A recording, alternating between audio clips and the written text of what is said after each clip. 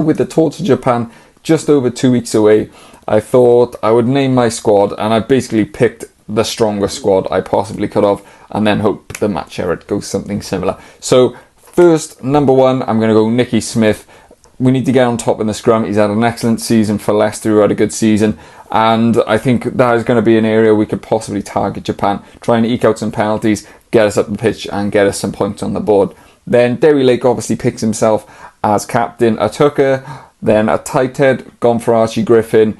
I really think he's got a really high ceiling and he just needs some game time, so get him in there, and he gets around the park as well, so that's going to be useful with Japan to move the ball around.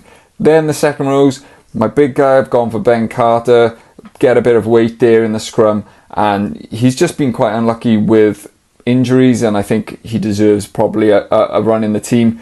Then Teddy Williams is one of the easiest picks there at 5 with the amazing season he's had. At 6 then, the back row, I've gone for Aaron Wainwright. He's really dynamic around the pitch, really solid line-out option as well. And then 7, I've gone for Rafael, that out-and-out fetcher, and he is close to world class, you have to say, on his day.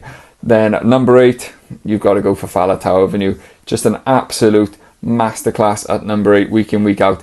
And even though he's right at the end of his career, I think his experience and just his all-round play is going to be invaluable out there in Japan. I mean, that back row is pretty good, isn't it? And then the back line, there's a little bit more places that I sort of messed around with, but I am going to go with Kieran Hardy at 9. Really do like Ruben Morgan-Williams, but Hardy's got the experience. He's also played with the outside half that I'm going for, which is Sam Costello. Might not be a popular choice for the fans, but he's been there in the international scene and maybe used to that pressure, and I think his play towards the end of the season for the Scarlets has warranted giving him a shot. And also with that thinking, it works into my centre partnerships, where I've actually gone with an all Scarlet centre partnership. Johnny Williams at 12, he had such a good end to the season, and he's really the only one in that back line who's got a massive punching up game, which I think can be vital.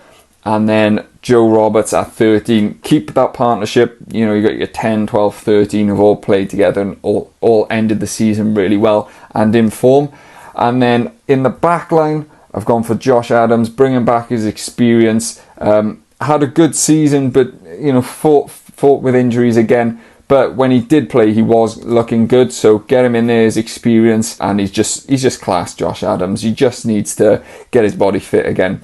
Then on the other wing, Tom Rogers, who again had a good end to the season and sort of solidified himself in that team in the autumn, with being one of the few players that come out of the autumn looking good.